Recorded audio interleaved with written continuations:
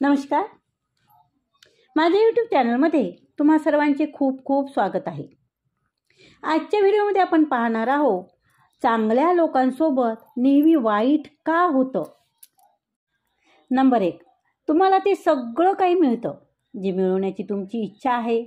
भगवद्गीतेमध्ये सांगितले आहे की जो माणूस दुसऱ्यांना दुःख देतो, त्रास देतो, दुसऱ्यांबरोबर कट कारस्थान करतो, त्या व्यक्तीचा शेवट खूप वाईट असतो. नंबर 2, तुम्हाला माहीत आहे आपल्यामध्ये काही कमतरता असेल ना तर ती फक्त आपणच दूर करू शकतो, दुसरं कोणीही नाही. बाकी सगळे तर त्या गोष्टीचा फक्त फायदा उचलत असतात. नंबर 3, आपलीच लोक आपल्याला एकटे पाडतात. त्यावेळेस कळतच नाही की आपण वाईट आहोत की आपलं नशीब खराब आहे. आणि एक गोष्ट तर नक्की आहे, ज्याचं मन चांगलं असतं बऱ्याच वेळा त्यांचंच नशीब खराब असतं. नंबर 4, आयुष्यामध्ये जेव्हा कधी तुम्ही थकला त्यावेळेस कुणालाही ह्या गोष्टीची जाणीव होऊ देऊ नका, कारण लोक तुटलेल्या घराच्या विटासुद्धा घेऊन जातात. नंबर 5, तुमची उदासीनता प्रत्येक जण समजून घेणार नाही आहे इथे, कारण आपण कोणालाही भेटतो तेव्हा प्रथम आपण हसतो. नंबर 6, माणसाचं नशीब कितीही चांगलं असलं ना तरीही त्याच्या काहीतरी अपेक्षा ह्या अपूर्णच राहतात. आणि त्यामुळे जे मनामध्ये येईल ते करा, कारण हे आयुष्य तुम्हाला परत मिळणार नाही. नंबर 7, खरं बोलणं तर दूरच राहिलं, आजकाल लोक खरं ऐकणं सुद्धा पसंत करत नाहीत. नंबर 8, तुमच्या आयुष्याचा एक नियम असाही बनवा की जो सोडून जाईल त्याला विसरून जा. नंबर 9, आयुष्याचा एक नियम आहे की एक दिवस तो सुद्धा रडेल ज्याने तुम्हाला रडवलं आहे.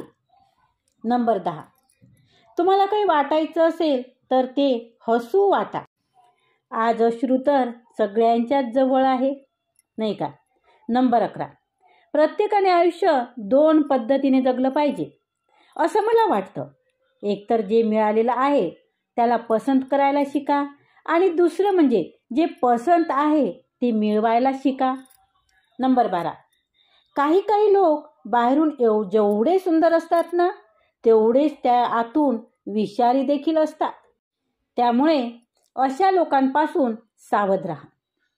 नंबर 13, दुर्योधनाने पांडवांना आयुष्यभर दुःख दिले, त्रास दिला, त्याचबरोबर नेहमी कपट केले आणि प्रत्येक वेळी त्यांना धोकाच दिला. कधीही प्रामाणिकपणे वागले नाही, आणि त्याचा असा परिणाम झाला की दुर्योधनाच्या प्रत्येक दलामधील मोठा योद्धा हा कपट करूनच मारला गेला. आणि त्यामुळे जो जसा कर्म करे त्याला तसेच फळ मिळते. दुर्योधनाने जसे कर्म केले त्याला तसेच फळ मिळाले.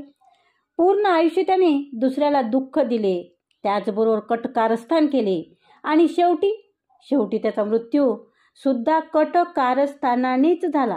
आणि त्यामुळे श्रीकृष्ण म्हणतात की जर एखादी व्यक्ती दुसऱ्याला दुःख देऊन, त्रास देऊन स्वतःला जास्त चालाक समजत असेल आणि दुसऱ्याला बावळट बनवत असेल तर लक्षात ठेवा, एक दिवस त्याच्याही आयुष्यामध्ये असं कोणीतरी येईल जे त्याला सुद्धा धोका देऊन जाईल.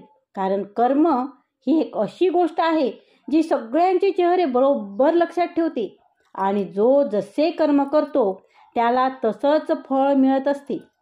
आणि एक गोष्ट नेहमी लक्षात ठेवा, तुमचा आनंद, तुमची खुशी, तुमचं दुःख कोणालाही सांगितलं नाही पाहिजे. कोणालाही सांगत बसू नका.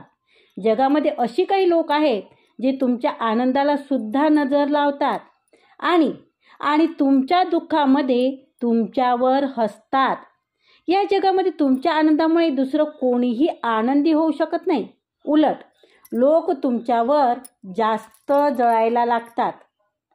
आणि त्यामुळे प्रत्येक दुःख, प्रत्येक सुख, प्रत्येक अडचण लोकांना दाखवणं गरजेचं नसतं.